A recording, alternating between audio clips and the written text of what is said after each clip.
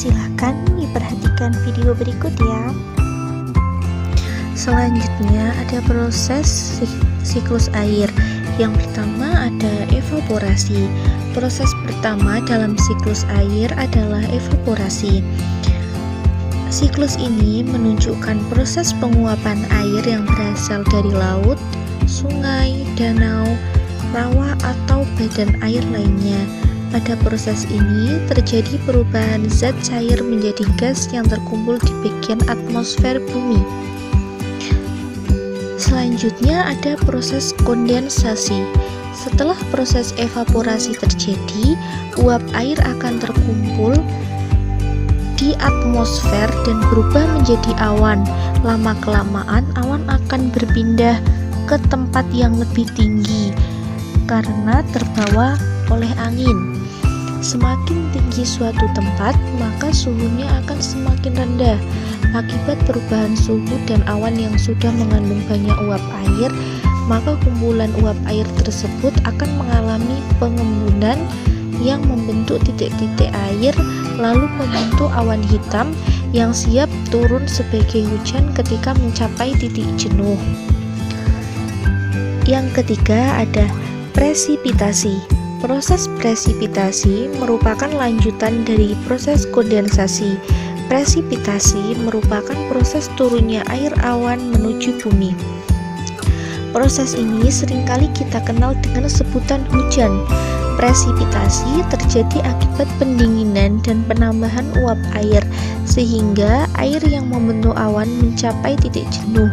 Semakin banyak uap air yang terbentuk, maka tetesan air hujan yang turun pun akan semakin banyak.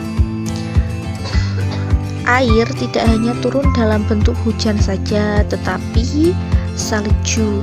Pada musim dingin, ketika suhu berada di bawah titik beku, yaitu 0 derajat Celcius atau 32 derajat Fahrenheit, uap air akan terkondensasi menjadi es yang padat tanpa melalui tahap cair. Kristal es yang terbentuk kemudian menyerap air, membukukan uap air di sekitarnya menjadi kristal salju yang kemudian jatuh ke bumi. Pada proses yang terakhir disebut proses infiltrasi. Proses terakhir dalam siklus air adalah proses infiltrasi atau penyerapan. Setelah turun ke bumi, air akan diserap oleh tanah, bahkan diserap juga oleh tumbuhan. Infiltrasi secara umum dipengaruhi oleh berbagai sifat tanah dan vegetasi.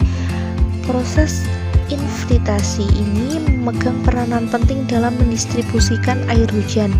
Tanah yang tidak dapat menyerap air dengan baik dapat menjadi pemicu terjadinya bencana alam seperti banjir, erosi, ataupun tanah longsor. Air terserap jauh ke dalam tanah juga menjadi sulit untuk dijangkau manusia. Ini dapat menyebabkan kekeringan dan kesulitan air. Namun, air yang terserap dengan baik di bawah tanah dapat dimanfaatkan sebagai ketersediaan air untuk irigasi di musim kemarau.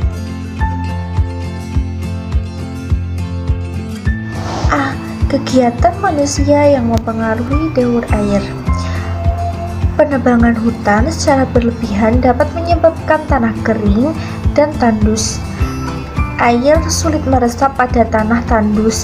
Jika hujan terjadi, air hujan langsung mengalir ke tanah, ke tempat yang lebih rendah. Air ini mengalir hingga sampai ke laut.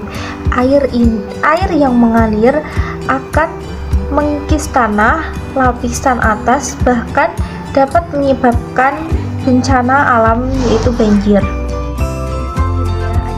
Manfaat dan cara menghemat air. Air yang ditampung oleh bendungan dapat dimanfaatkan untuk irigasi. Irigasi sangat penting bagi petani. Petani akan lebih mudah mengairi lahan pertaniannya. Selain itu, air bendungan dapat dimanfaatkan sebagai tenaga pengganti